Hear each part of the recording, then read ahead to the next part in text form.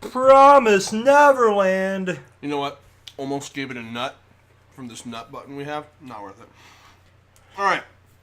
So, a couple things to talk about in this chapter. Obviously, every time there's a double page spread, it's beautiful. We've been through that. The art, always A+. But I want to jump right to Lewis's page where he's getting shot and we see like the memories, life flashing before his eyes situation. Mm-hmm. So let's talk about that. There's a lot of things to analyze here. Yeah. So number one, first I want to talk about so the first thing I saw was, does he know Musica and Sung-woo? I want to not eat that up for the video, by the way. So Musica, Sung-woo, does he know them? Yeah, I mean, they're right there clearly in his memories. Like, I don't know. It's bizarre. There's a lot to analyze here. Because I'm conflicted about that, because that makes it seem like that almost, then it's falling into the whole manga trope of like, it makes the world feel smaller when the world should feel bigger. It's such a weird coincidence if Lewis also knows them. I guess you could, because it was implied that Sung-woo was also into human hunting. He was all about wanting them natural and shit too. Mm-hmm. That was his thing. So maybe I could see them being old hunting buddies, maybe. Yeah, that's the only way this actually makes sense, because Musica seemed to be like a pacifist, kind of. Mm-hmm. And she also seemed to be. It seemed to be implied that she was like a relatively younger demon as well. Mm-hmm. But yeah, I mean, I think that maybe they were. But young to a fucking demon could be. That's why I said younger demon. Yeah. Mm-hmm. Like hundreds, even like maybe like low hundreds. So, but we also have baby Parvu there. Yep, so obviously us here at Controlled Gas, we love the monkey. And this looks like, to me, maybe like when they first met each other. Like the monkey's kind of like looking up like, who are you, sir? And maybe he gives him his famous cap. Yeah, the little fez-like thing. Aww. There's so many things here. There's so many things to digest. But wait. What really got me was, The Seven Walls? No, well, not the Seven Walls. Well, I looked at this. Here, let's talk about this real quick. That looks like some Seven Walls shit to me. Mm-hmm. Look at that. Well, let's count. 1, 2, 3, 4, 5, 6. Bruh. Has he been to the Seven Walls? Like, they're in there in some fucking, like, monk cloak style shit. And also, kind of looks a bit like Stonehenge. Yeah, it really does. And see that, you did the thing. That looks awesome. I love shit like that. And that would be what I want, which is like world building, culture building. That is exciting to me. Which is why the Seven Walls thing is exciting to me as well. Like, this janky ass translation site sucks. Mm-hmm. Well, why don't you have it up on your thing? Like because my phone's charging. But anyway, like, were those the Rotari guys in that? Oh, well? Yeah. It looks like, so the way that those humans are dressed there, it looks like they're from the laboratory thing. Oh yeah, it absolutely. So I mean, it's one of those like things where it seems like everything's fucking connected, mm-hmm. Which is I never know how I feel about that, because it makes it seem a bit too much like a Destiny plotline. But they certainly do look like they're dressed like Rotari, or Rotari's dudes are.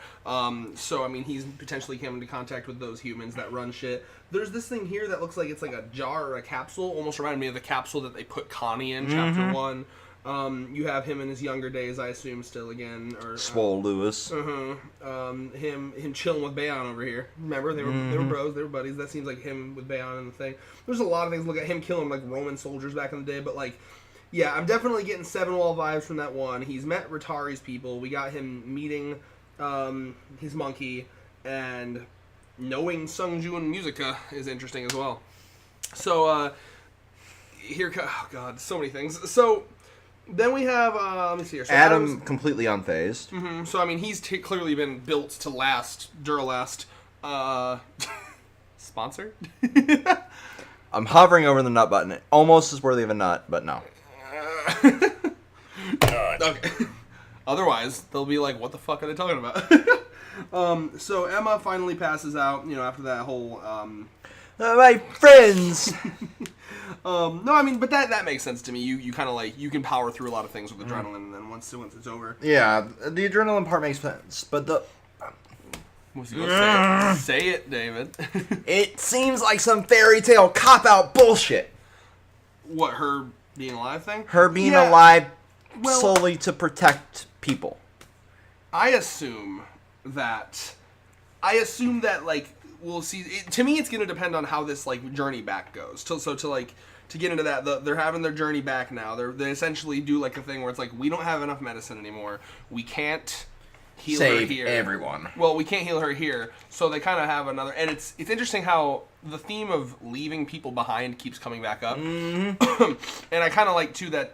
Right now, they're kind of saying, you guys go along without us, we'll stay here and shit like that, right? And if Emma was, what I thought of is, like, if Emma was conscious right now, she would be the first one to be like, fuck that shit. She's real stubborn about that. So whenever if they do bring her back and heal her, she's going to have to, again, I'm hoping that she has to have a moment where it's like, no, we had to leave some people behind, and then she's like, fuck, I couldn't save everyone, I can't save anyone! Yeah. She's fucking like that. But also we have, let's talk about the bro moment. The bro hug. The bro hug. Real quick. It's like one of them quick tap hugs. All right. No all right, back to business. No homo. It's been 16 years, no homo. I don't know if that's the amount of years or not. But this was an interesting shot. I like this shot where it was talking about Bayon's mansion and his people, and I love seeing the designs there and like... That one dude's thick. A lot of thick demons. But yeah, I would kind of love to see Bayon's mansion. Like, can you imagine the shit, like the artifacts in there, whatever? What do demons decorate their houses with? I mean, we here Control Chaos decorated the office with Funko Pops and statues. Do demons have Funko Pops? God, you're gonna crush this thing. I'm glad my nut button's firmly mounted to the wall. Jeez. Is this okay? Wow, it's still okay. Oh, you slapped the fuck out of that. Yeah, no, so I mean, like, I would like to see his mansion. I know we're not going to, but, like, that was like a, ooh. And I can't help but, again, notice all these people that were talking, like, who the fuck are these two? Name these two, David. Name them. Gun to your head. Name them. Fuckwit 1 and Fuckwit 2. Gun to your head, name them. I guess I'm gonna die. Right? See, we here at Control Chaos believe that they really need to start giving some character development to these background characters, so we can start giving a shit about them. Yeah, I mean, I'm gonna be working on a video about comparing this series to Dr. Stone, and I think Dr. Stone has done a much better job at like developing its minor characters. That's one of the main issues I think recently with this series is I like the premises, I like the I like a lot of the stuff that's happening, but like they're really, not only is the pacing, like the chapters feel like nothing happens. I read a Dr. Stone chapter, there's like a good chunk of shit to talk about. I read a Promised Neverland chapter, it's like, okay, there's like one or two things I want to talk about max. Okay, Siri, you need to fucking chill. Anything I say with an S now, it's like, are you talking to me? Holy fuck. Jesus. Alright, so, let's see. Moving on, honestly, again, like we basically covered it all. Like, there's a blood transfusion machine at the thing, but that's a 4-day walk, or 1.5 if like on a direct route. That shit's dangerous. So they're gonna have to carry dead ass Emma. Which again, I wonder if this is harkening back to, because remember that was kind of the concern with the original Escape. Like, oh, if we take the kids under 5, we're gonna have to carry them. So I mean, I wonder if it's gonna. If we're going to be able to kind of see, like, Ray, maybe, or I don't know who would carry, who would be the best, because I guess Ray's still a small kid, but your thing's melting, you can put yeah. Here, you can, here, Slurp, I'll talk for a bit, he's got some ice cream. So I don't know if we're going to see, maybe, like, the man with no name, or just, maybe, honestly, best thing to do would be to get Adam to carry Emma, honestly. Just get Muscle Swole Boy, why not? But there's more than Emma there. That's injured. Then fucking get Adam to carry them all. Fucking just like zip tie all the children to Adam. But then you gotta operate on them like, how do I get the zip tie? I'm writing it down. That's an edit we're doing in the fucking abridged. They're like, wait a minute, I have an idea. And then it's just like, and he's just standing there like with all these children zip tied to him. I gotta miss the artery when we cut this one off. Oh my god, because Adam does seem to be one of those like nothing phases him. Like you could like zip tie a semi truck to this man and he'd just be like, okay. He got anime elbowed into a wall and he was like, yeah, first guy to get anime attacked in this series. Thank you very much. I am God. I am Adam. I am 0, whatever bullshit. Numbers. No, that was Norman's. Yeah. So, great time to eat ice cream, David. Great. I don't know why you're doing that either. You're freaking me out. Guys, help me. He's tonguing me with his ice cream tongue. I'm trying to do the hangout with like the. Oh God. Oh no. That's gross. Dude, no. Hold it over your fucking. If that's dripping, it's going on your pants, not the carpet. Yep. Actually, I'm gonna go to the kitchen. Yeah. Just hold it over the sink. You finish this video. Yeah. You fucking idiot. God, that's the chaos aspect. Not very well controlled. But finishing off my thoughts on this. Here's the main issue, and I would like David's thoughts on this when he gets back here. But like, they're doing the whole "go on without me." But that's not impactful if we don't give a flying potato salad fuck about these characters. Man, like, who cares about this guy? Does anyone care? Kumanik, you're lying. Before you even say it, you're lying. You don't care. You're a liar if you care about this character. Like, oh, no, I really care. Fuck you. No, you don't. Not fuck you, Kumanik. I love you. But fuck this series for doing that. Because it wants me to have a low effort expectation. It wants me to care when it's giving no reason for me to care. The author is not putting forth the effort to make me care about these minor characters. And if it doesn't do that, then why should I care? When I read a series, I'm going to meet the author halfway, okay? So, like, the author has to make me care about these characters. I'm not just going to be like, well, I'm reading it, so I have to force myself to care. That's called damage control. I've seen a lot of people do damage control for series in the past. Something comes up, a plot hole. People don't just say, well, yeah, it's a plot hole, that's a shame. People are like, well, it's this, or it's that, or it's this. I'm seeing this, like, a good example is One Piece. I love One Piece, but Oda clearly didn't have certain aspects of hockey laid out in pre-time skip, like the hardening aspect.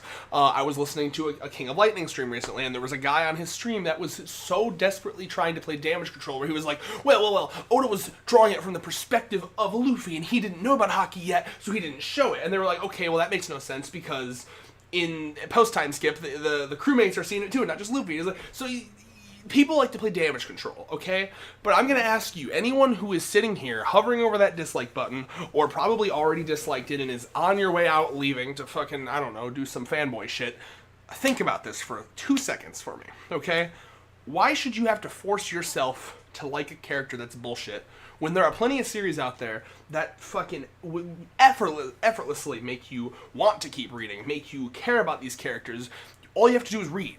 Okay. You shouldn't have to be the one doing the work as the reader. So hold on, I gotta remember, like, when people fucking judge us for not remembering names, there are series that I read where I just remember it. I don't have to hold on, let me study this like it's a pop quiz to remember the names. I don't have to do that in other series because the characters are memorable enough to remember. Okay. What about all the damage control for the final arc of Bleach? Me? No. In general, like. Oh, I thought you were calling me out. I was like, dude, I saw comments like. But because of the editor, I'll give you the editors rushing the ending of Bleach. I'll give you that, but you shouldn't damage control the fact that he had to abandon 90% of the cast and not let us know the fate of those characters. That is shitty on. And even levels. Before he was being rushed, Kubo always had horrible pacing with exactly. Like he was like, it reminded me of someone. Okay, so here's Kubo. Here's the metaphor I'm gonna make. Okay, so with Kubo, right? It was like. Bankai's power reveals, character reveals. Pretend those are chores, okay? So your mom says, hey, you have this list of chores, and you got to do it by then, okay? So he had this list of Bankais to reveal before the end of the series. So he did like one or two of the chores in the first like couple years, and then he was like, oh shit, and then he did like 20 of them in the last year, right? So that's what I mean by that is like it was like a procrastinating child, his writing style. He revealed a Bankai here or there, and then at the end of the arc, or at the end of the series, he was like, shit, I have so many Bankais to reveal. And then it felt so unnatural because it was like, okay, here's a Bankai, nice natural pace, and then the last like 50 chapters, it was like everyone's Bankai. He always had horrible pacing, so when it came to him being rushed, he could have answered so many questions before he was getting rushed, but he already had bad pacing. But moving back onto this, don't damage control a series, okay? You want it to be good. You're desperately wanting it to be good. And there are good aspects of this series, but, yeah, sorry, we have children outside our apartment. That's fine, though. Children! Those are the children currently dying by Lewis's hand. God. Do we have to have consent forms for those children to be in our video? You don't have to have consent forms for voices yet, I don't think. For random, they chose to scream outside of our window. Love you, children. But but yeah, no, don't damage control. These minor characters are fucking useless. Some of them haven't done anything. Like the two that are randomly in the back of the fucking page. Yeah, even the one. So like the one that's laying down right now. I remember him fighting against Bayon, maybe making some plans here and there, and it's supposed to be. This author thinks that it's going to be a tear-jerking moment that he's like, "Go on without me." No one gives a fuck. Why would anyone give a fuck? See, here's my issue. Like, you introduced all these characters, trying to make us, care about them. Flesh them out. That's all you gotta do is flesh out their character arc. Yeah. And it's not hard. Like, you think that, like, oh, well, they haven't had a lot of time, or you can say all these things. Go read Dr. Stone. Less chapters, and the characters are way more fleshed out. They've had 30 chapters of this fucking arc. Yeah, and it's because you read through a chapter, and most of what you're getting is just, like, every character. Okay, here's the thing, right? Some series you read, you could take the dialogue from any character and swap it around with any other character and it wouldn't be different. These characters are not characters. They don't have a personality of their own. They are robots to fulfill a purpose in the story. They say what they need to say. This character A says, we need to run away. Character B says, keep shooting. These are all text that has nothing. There is nothing in those text bubbles that show a unique personality. They are robots and they have a role and here's what they say. None of the text that they're saying is giving me like a vibe of like, oh wow, I can get a vibe for this person's personality. It never happens in Promised Neverland with minor characters. It's just sad. So again, out of the minor characters, Jillian is the only one that's actually had. Yep. I like Gillian. I like Violet. Man with No Name's okay. He's not bad. Lucas is okay. Adam even is okay. But Adam has a personality because he's so tortured. He's swole. But he's so tortured. He's literally repeating Norma's number. Yep. And so we'll see. I mean, I just think that if I was giving advice to the author, I would say you need to kill 90% of the characters, or just if you don't want to kill them, put them somewhere else. But I still like my Splinter. Your idea of like Splinter grouping them off essentially to like lessen the workload on the other characters, and they could just kind of be mindless drones that do that. But like, I think that what I would love to see is a small group where you can really focus on, because you know what scenes are important in series like this? Scenes where they're just interacting, scenes where they're joking around, scenes where they're having fun together, scenes that like yes, they're in a situation that's bad, but like you can show them being friends, you can show them interacting. They're still children, like that's why like them playing tag in the beginning was cool. That's why so just you have to show things that show them being children. And if not children, just having personality.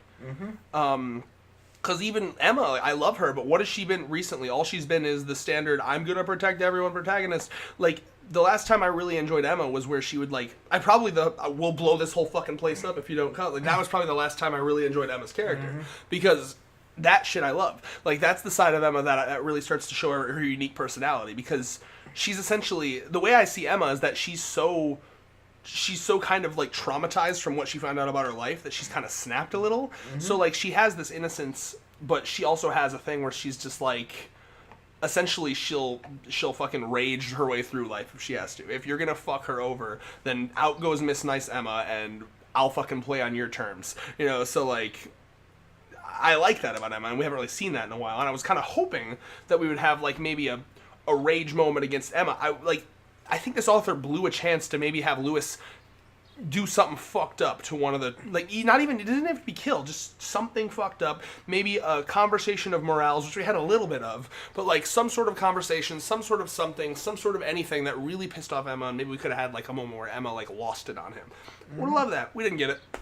So I mean, this series to me, it's just consistently disappointing me week after week. Not enough for me to drop it, but it is kind of sad. I'm hopeful for the new arc. I'd like to see like Seven Walls shit, lore shit. I'm going to keep reading, of course, but as it stands now, Dr. Stone is significantly better than this series. And if you want something that actually uses strategy, actually develops their main characters, and the side characters, go read Dr. Stone. But again, I'm not giving up hope on this series. I think the author has a very good concept, very good ideas, very good designs on the artist's behalf. So, I mean, I'll keep reading. I just hope that it can relive its former glory of the first arc. So, yeah. Alright. Predictions? So, I wonder if we're going to have a scene, like, if they really are going to, like, leave these people behind. I wonder if we're going to have a scene where, like, Bayon's fucking mansion people come and, like, sweep up the fucking leftovers here. I would almost like there's a lot of cool things that the author could do here. We could show, like, because we had a little moment with, Nos and, the fucking, the husband and wife demon that, like, ate each other or whatever. The Nos and Noma. Yeah, we had that where, like, we showed that, like, they actually feel for each other. So I would almost like to see Bayon's Bayon's, like, mansion people. That'd be cool. I'd like to see them weep for Bayon, maybe. Yeah, like a Hunter x Hunter style, like, weep for me moment. When was there a weep for me moment? The fucking Phantom Troop. The Corollo. Yep. Yep. Maybe. I mean, I was assuming more they would come upon his corpse in the cave and, like, kind of have, like, holy shit, But, I mean, they could use that moment of finding the corpse to have, like, because you see a lot of, like, the Hunter x Hunter theme shit. Yeah, they seem to try at some points, like, yeah, for sure.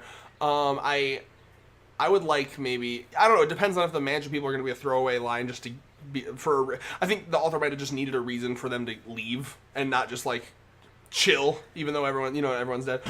Honestly, if I was the author, I wouldn't even have brought up his mansion dudes. I think the more pressing matter is that Gracefield people are still chasing them. Right. Let's not forget that. I'd like to see that come back into play because Gracefield's people are way more legit and probably hell-bent on getting them than Bayon's people were. Bayon's people was just a side operation. It was like a fucking black market smuggling style fucking just like fuck around situation. These aren't officials. The Gracefield people they work for a company and they are determined to do their job. So I'm a lot more scared of them and I'm very excited to see them come back into the picture. So obviously there's a trail now for them to follow as well. Yeah. From those coordinates at the beginning of the series to now. So we could literally see them, they could come back to the hideaway and there's everybody be dead. Ha! I just don't see this author doing that. That'd be great. I don't see this author doing that, though. Man. I think that... God. That would give them a legitimate There's reason. so many characters now, man. Like that would give them a legitimate reason to introduce all these new characters.